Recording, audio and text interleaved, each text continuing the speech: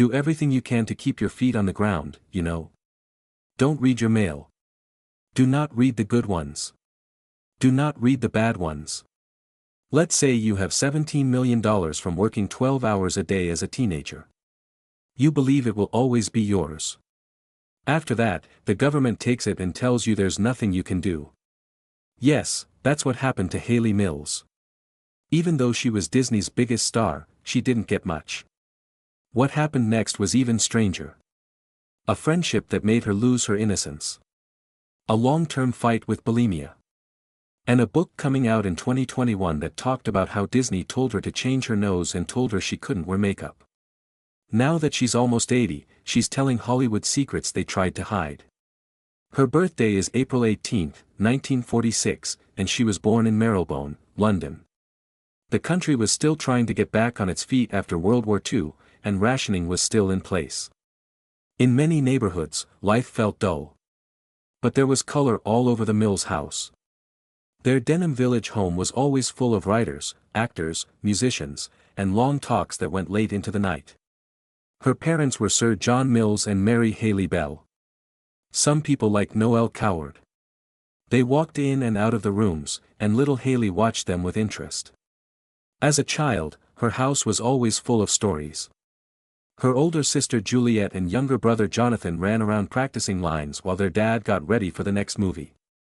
When Hayley was 5, she was already imitating the way her dad looked. She started Elmhurst Ballet School when she was 8 years old. The rules were strict, and the days were long, but she loved the pace of it. Outside, things were still getting better. But at home, she felt like she was being made for something bigger, even though she didn't know what it was. It was almost by chance that she took her first real step onto the set. In 1947, she was only 10 years old when she showed up as a baby in a stroller. Even though the part was short, it left a lasting impact. She began going to Pinewood Studios, where her dad showed daily.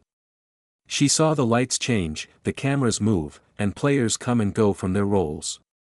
A chill went through her when she saw Alec Guinness on set with a lot of makeup on. He didn't look like the man she knew at home. She remembered that moment because it taught her how acting could change a person into someone else. She lived with ration books and the simple things that came after the war at home. Still, she saw the magic of making things at the studio. These two worlds were very different from each other. They made her want to find her own place among them. When she was 12, everything changed.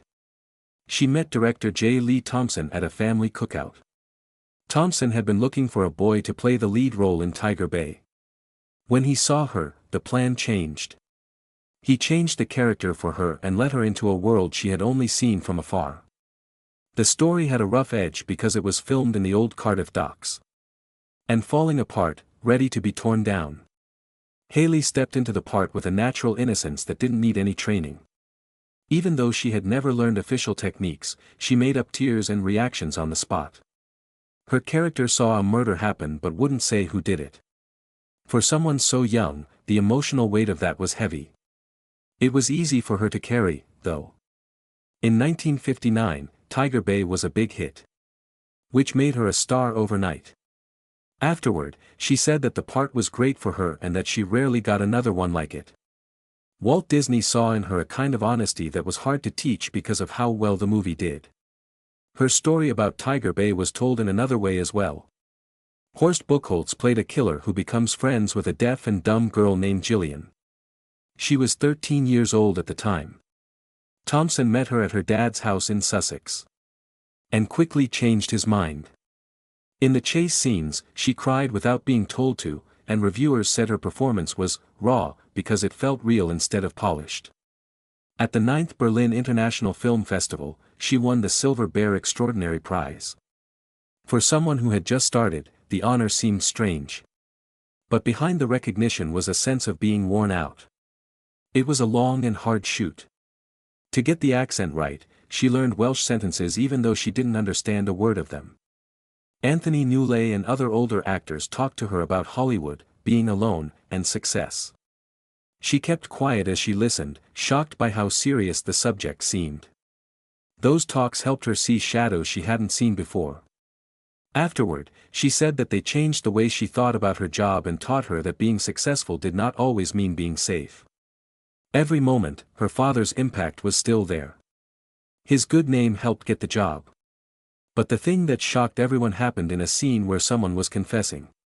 She made something up again, drawing on the feelings she had about her parents being separated during the war. Thompson just stood there and looked at her. He said that her sense was pure. People responded to that scene in a way that no one saw coming. It was the truth, but she had never said it out loud, and it was soft. That made the movie even better. The popularity of Tiger Bay drew Walt Disney to it. He quietly walked into a London movie theater and offered her a 7-year deal. Without even having to take a test. In 1959, £250 a week was a lot of money for a 13-year-old. The deal made her life different right away. She became a Disney star overnight.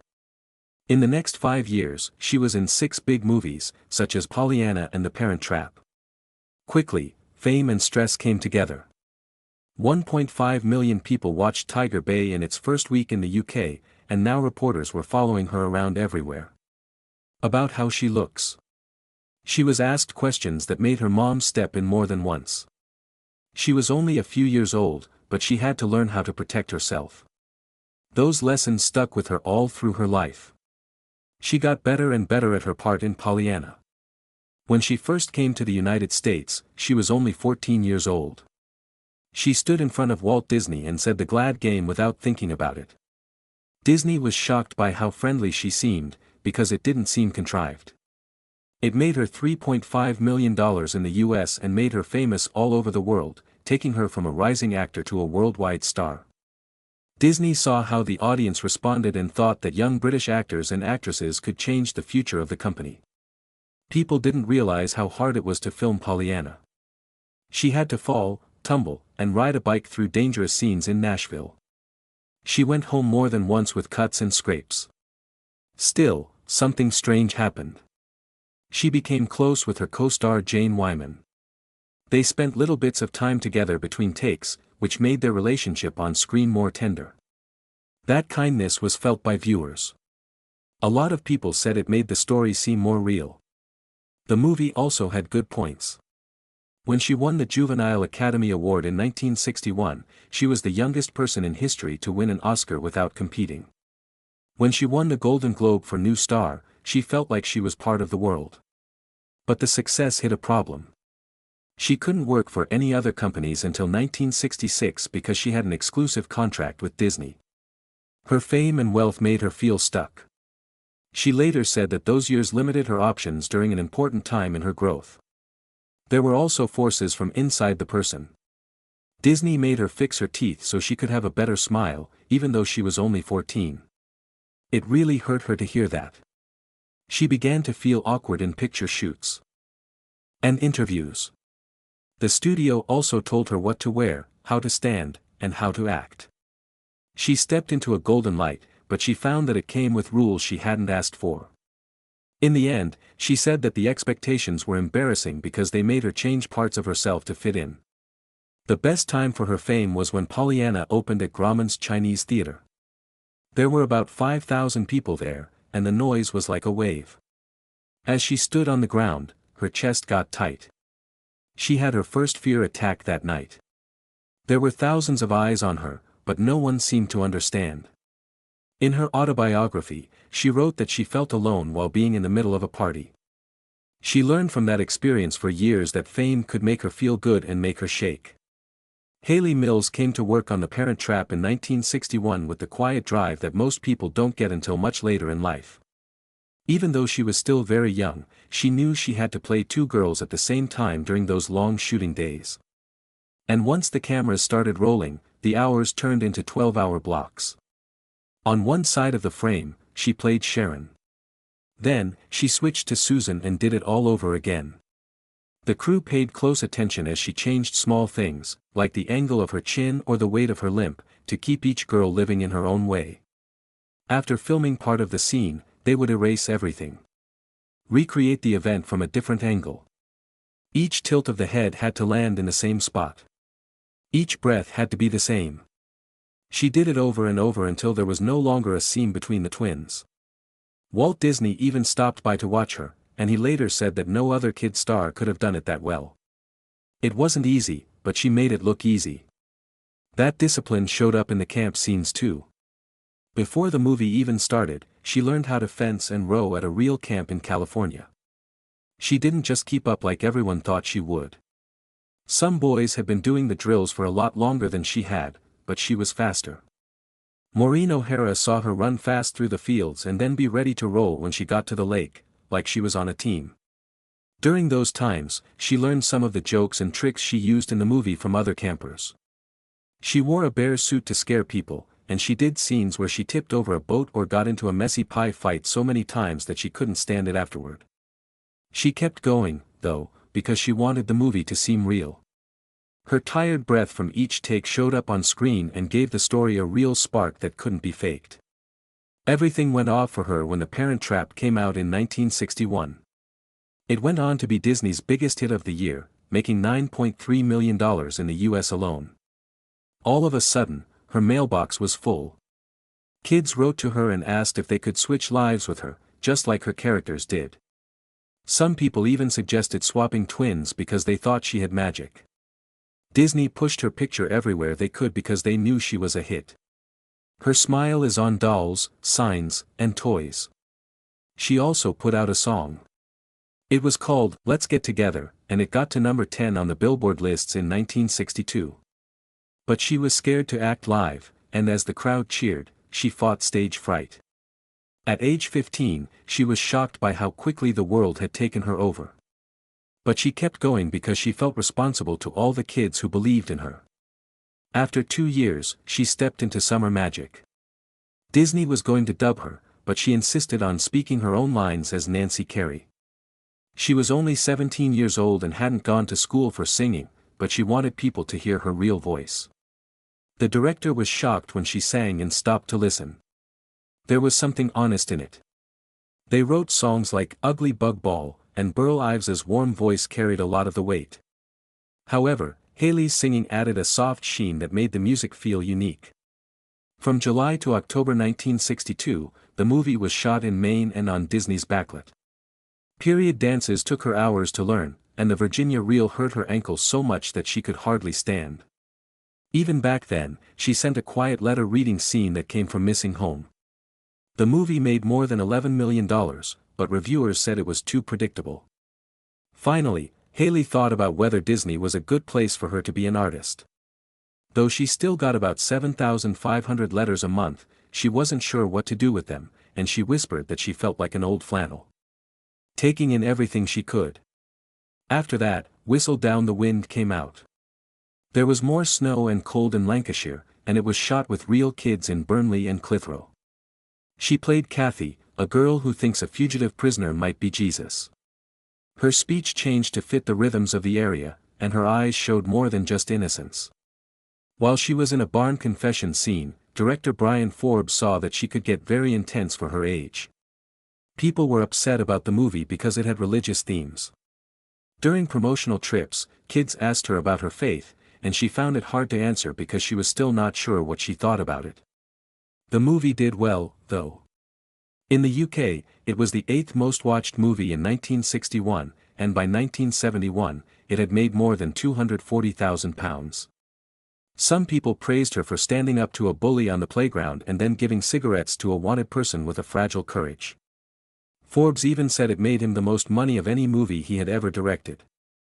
Things got darker after a year with The Chalk Garden. She played Laurel, a 16-year-old girl who had a lot of problems and played with fire in more than one way. They shot on a house in Surrey that had lots of tall windows and dark corners. And she filled those rooms with the wild energy of a girl who is going in circles. You almost didn't notice the change because her character loved crime stories and lied so much. In one scene, she added wood to a fire while screaming as the flames rose. After the scene, people on the set talked in whispers because it seemed too real. Critics were shocked by how mentally dead she seemed. Lara wasn't nice. Hayley liked that Laurel was scary. But the set was tense. Deborah Kerr wanted everyone to follow tight rules, while Hayley wanted time to explore. During the scene where the poison is put in the garden, Hayley said lines that weren't in the script. This made the moment more tense and disturbing. Director Ralph Neame praised how brave she was. He told her that she was acting more maturely than he thought she would, but he also said that he wanted her to go even further. Deborah Kerr didn't agree, and there were times when things got tense between them. Hayley could feel the stress. She was determined to show that she was no longer just a Disney kid. That being said, Disney kept a tight grip on her future. When Mary Poppins showed up, they wouldn't let her out of her deal. She had hoped to get the part, but Walt Disney stopped her. He told her it didn't look good on her. He pushed her into the moon spinners instead. She was crushed while being filmed in Crete. But the movie still made $4 million, and she never really liked how thriller-ish it was. The man she fell in love with was 48-year-old Eli Wallach. She was only 17 years old. She and her family were both scared by what they saw. She later said that what happened was shocking.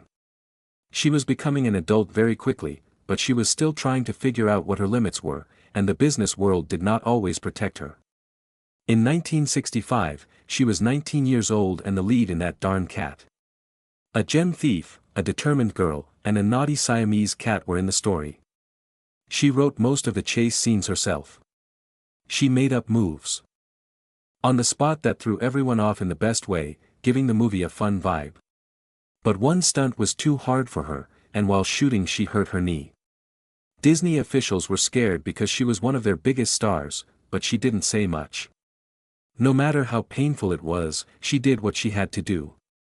The movie made $37 million around the world, making her Disney's most successful young star. But there was a girl behind the numbers who kept taking chances because she wanted her work to have meaning. Every movie she was in changed her a little more, pushing her forward even when fame was being too much for her. She was only 21 years old. As she walked into the day she thought would be the best of her life.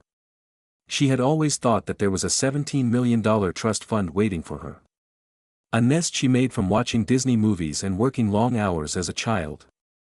But when her lawyer, Stanley Passmore, opened his briefcase, everything changed for her. He told her that 91% of everything had been taken over by the British government.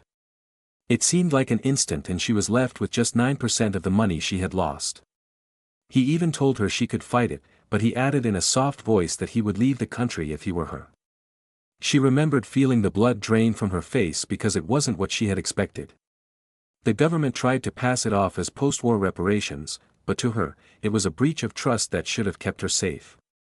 Later, she wrote that the government had stolen her confidence like pirates. That line carried the pain of a young woman who had just seen her childhood disappear again. After that, the years were full of both happiness and sadness. Lord Denning ruled in her favor in 1972. He told her she shouldn't have to pay another tax on money that had already been taxed. She took a deep breath and felt calm again. She thought she finally had the Disney millions. But in 1974, after 2 years, the House of Lords threw everything out. They said that the government had the right to the trust funds and that the plans were wrong from the start. The door slammed shut for good. That turn of events crushed her. They made her feel lied to and small, like her fame and youth had been taken away at the same time. In later years, she wrote about how fragile wealth can be, especially when everyone else thinks you have everything. After losing so much money, she shocked everyone by turning down pity roles. In the 1981 miniseries The Flame Trees of Thika, she played a woman in Kenya who is stuck in the middle of changes. Reviewers said that her speeches had a lot of depth and felt almost too real. She later stated that she was giving that character her own pain. That decision changed everything because she was slowly putting herself back together again. But the fight had already made its mark on her life. She became bulimic in the early 1970s. The sound was soft, like a ghost following her from set to set. While shooting Endless Night in 1972, she purged and felt a lot of pressure, which caused her to lose almost 20 pounds. It was expected of her to stay a kid even as the world pushed her to become an adult. Behind every happy smile, she was fighting a secret battle with that stress. When she talked about how that disorder had changed her years later, it was to warn people that public faces hide private storms. The theater was another place where she learned to stand on new ground. In 1969, she flew 50 feet above the stage at the New Victoria Theatre in her first role as Peter Pan. People couldn't believe she was the same girl who lived in Disney movies in the past. Every night, she flipped, soared, fought, and made things up on the spot. It was like a new beginning, and the show was packed with the energy that comes from someone finding out who they are again. After that, she came back as Rose Trelawney in Trelawney of the Wells in 1972. People cried during her last scenes because she made them feel real pain.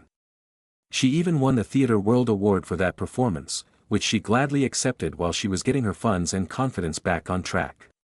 She joined Good Morning, Miss Bliss in 1987, after many years. Teen shows were full of new people, but she still drew in young people who didn't know she used to be Disney princess. There were changes made to the plot and to her character behind the scenes, but her chemistry with the cast kept the show going and brought her back into American homes.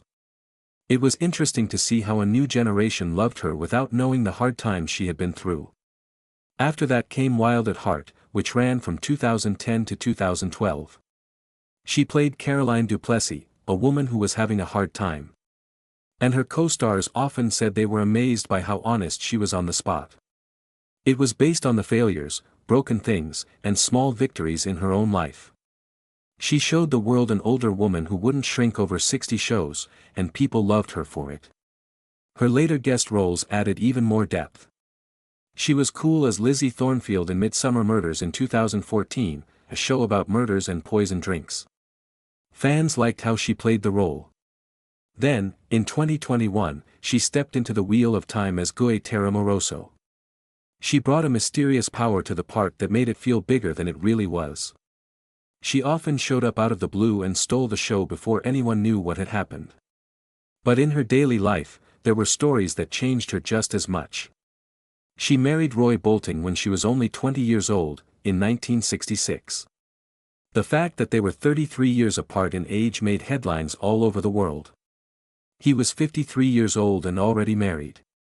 She wrote later that it proved she wasn't innocent. When they got married in 1971, she became a Catholic for him. The boy they had was born in 1973. By 1977, the marriage was over. Because he was cheating on her. She left with full custody, carrying fears from her own youth and the way her father was distant.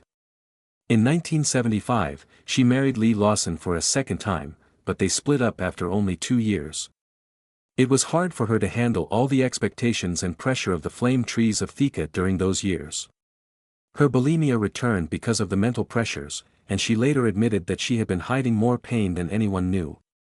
She finally went to therapy and opened up about her mental health because of that battle. She now talks about it with a steady voice. She began to heal parts of her life that had been cut off for years in the 1990s. When she went to see her folks in Sussex, they talked quietly about the wounds they had hidden from the war. Her mom had been a nurse when bombs went off. Her father, a well-known actor and fighter, carried his own weight in silence.